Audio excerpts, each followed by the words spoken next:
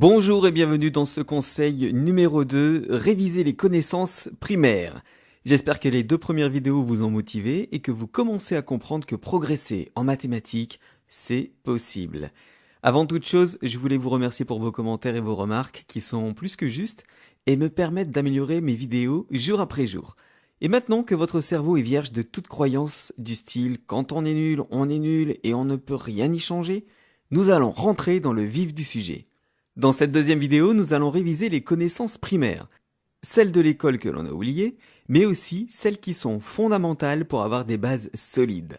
Mais je vous rassure, il n'y a rien de nouveau, tout ce que nous allons aborder, vous le savez déjà, mais ça vous paraît si évident que vous pouvez ne plus y penser devant votre feuille ou dans la vie de tous les jours.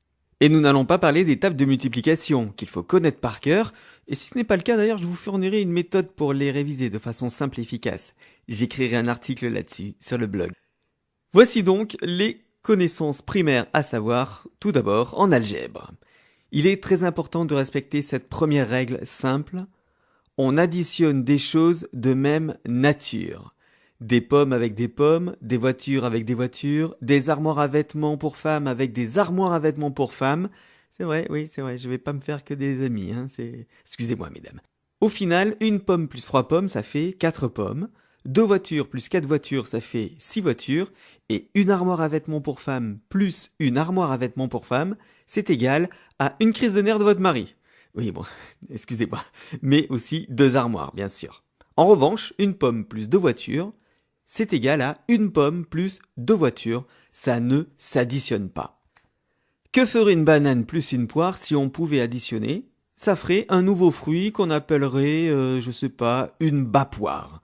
Or, on cherche des quantités et non des hybrides. Conclusion de tout ceci, si vous avez un nombre entier plus une fraction plus une racine carrée, commencez par chercher une valeur commune avant d'effectuer tout calcul. Un petit peu comme lorsque vous convertissez des centilitres et des litres.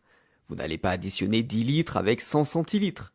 Vous allez donc convertir soit en litres, soit en centilitres. Deuxième règle, une chose égale à une autre chose. Lorsqu'on a prouvé qu'une chose était égale à une autre, alors on peut dire qu'elles sont interchangeables. Par exemple, 2 plus 3 égale 5. On peut aussi dire que 5 égale à 2 plus 3. Ou 2 plus 2 égale 4, on peut dire aussi que 4 égale 2 plus 2. Et je pense que vous êtes en train de sourire derrière votre écran, ça vous paraît évident et simple, mais je vous garantis que lorsque vous avez des nombres bien plus grands ou avec des natures différentes, vous avez tendance à l'oublier. Et ça ne vous servira pas que pour les chiffres et les lettres, vous le verrez au cours des articles. Troisième règle absolue qui va vous éviter des erreurs, il est interdit de diviser par 0. Et ça, on peut le démontrer. Alors attention, nous allons faire un raisonnement par l'absurde. Supposons que l'on puisse diviser par 0. Prenons ensuite un nombre qu'on appelle petit a. Petit a divisé par 0 égale à, on va l'appeler petit b, le résultat petit b. Nous obtenons donc petit a divisé par 0 égale petit b. On l'écrit a sur 0 égale petit b. Vous connaissez la règle, on peut donc dire que petit a égale à b multiplié par 0. B multiplié par 0, vous le savez, ça donne 0, absolument. Donc, petit a égale 0. Alors, a étant un nombre quelconque, on vient juste de démontrer que tous les nombres sont égaux à 0. Ce qui, vous le comprenez, est impossible. Voilà pourquoi on ne peut pas diviser par 0.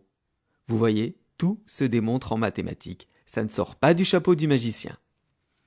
Si ça vous paraît compliqué pour le moment, c'est normal, nous sommes en train de réviser et de démystifier les mathématiques. Retenez juste que l'on ne peut jamais diviser par 0. Donc, si dans vos devoirs vous divisez par 0, arrêtez-vous, c'est impossible, ça sera faux.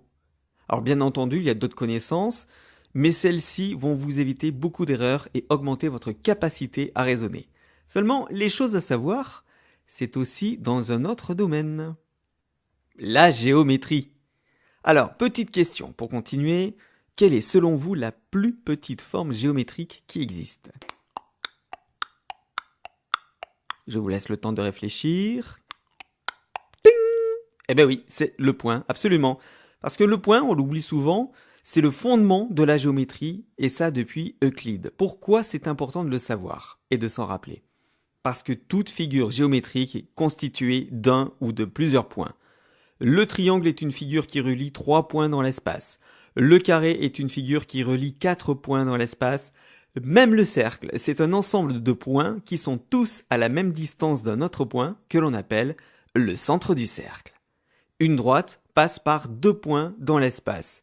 Au final, vous voyez, tout en géométrie se rapporte à un ou plusieurs points. Ensuite, il faut connaître les propriétés des figures et savoir que le triangle est la figure qu'il ne faut jamais oublier. On connaît beaucoup de propriétés du triangle. Et n'oubliez pas qu'avec des triangles, on peut faire un carré, un parallélogramme, un losange ou même un trapèze. Un triangle est une figure avec 3 côtés soit quelconques, soit de même mesure, on dira alors qu'il est équilatéral, soit avec 2 côtés de même mesure, on dit qu'il est isocèle. Et oui, le triangle, c'est la figure la plus visible dans le monde. C'est pour ça qu'on l'utilise pour prévenir d'un danger. Et pourtant, c'est elle que l'on oublie le plus. Alors, je vous donne un conseil. Dans une figure géométrique, avec un cercle et des droites un petit peu partout, je suis sûr que vous avez déjà vu ce genre de schéma, cherchez tous les triangles qui existent. Non seulement ils vous seront utiles pour trouver la solution à votre problème, mais ils vont vous guider. Pourquoi ? Parce que le triangle, c'est la figure qui a beaucoup de propriétés et qui constitue une boîte à outils pour résoudre des problèmes.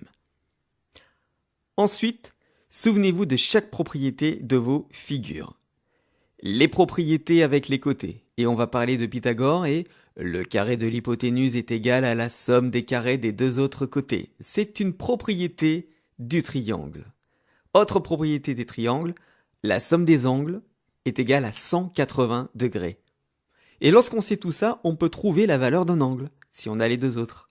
Vous voyez, tout en mathématiques se démontre, et on nous donne toujours assez de données pour nous aider. Et s'il manque quelque chose, c'est notre logique qui va permettre de fabriquer des outils à partir des données. Mais ça, on en reparlera dans les vidéos suivantes. Qu'est-ce qu'un cercle ? Qu'est-ce qu'une droite ? Tout ça, il faut l'avoir dans la tête et ne pas hésiter à écrire sur un brouillon la propriété d'un triangle, celle d'un cercle et celle d'une droite. Voilà, dans cette vidéo, on a vu beaucoup de choses, beaucoup de connaissances et on a révisé un petit peu. Et très franchement, je pense qu'on peut en rester là.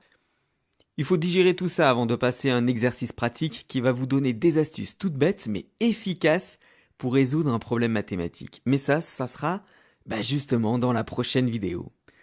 Avant de finir, je voudrais savoir quels sont vos problèmes en mathématiques. Moi, je me souviens, je me retrouvais coincé à ne rien écrire devant la figure géométrique et la question. Et vous, que vous manque-t-il pour comprendre les mathématiques ? Vous pouvez me répondre par mail ou alors sur la page contact du site et du blog donc de plusbellesmaths.com. En attendant, je vous dis à bientôt et je vous souhaite bon courage.